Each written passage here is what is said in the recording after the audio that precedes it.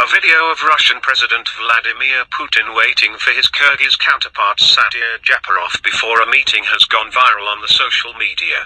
Netizens from across the world are reacting to this alleged humiliation of the Russian President Vladimir Putin by the President of Kyrgyzstan Sadir Japarov before their meeting that was done on the sidelines of the SCO Summit in Samarkand. And the video was also shared by a Ukrainian official, Anton Gayashenko, on his Twitter handle. Putin was publicly humiliated again. Previously Kremlin had used to make world leaders wait for him. Now President of Kyrgyzstan allows himself to be late for a meeting with Putin, said Anton Gayashenko on his post.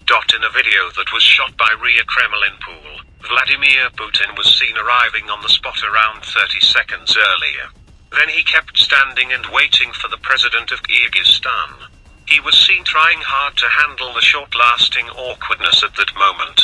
Finally, the Kyrgyzstan President Sadir Japarov arrived and greeted the Russian President. Several people commented on the post to mock Russian President for his humiliation. Some called this incident as Putin's turn to wait. Another person commented, "Oh boy. When the President of Kyrgyzstan makes you wait, things are not well in paradise." However, this is not for the first time when Putin was made to wait in a meeting. In a similar incident that happened months ago, Vladimir Putin kept standing in front of the media for 50 seconds, due to the delayed arrival of his Turkish counterpart Recep Tayyip Erdogan ahead of Tehran talks in July.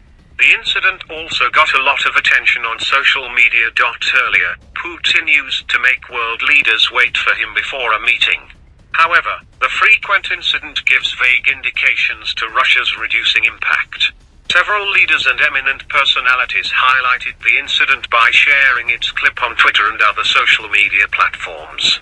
Many attributed such incidents as an indication of the changing global stance on Russia after its invasion of Ukraine.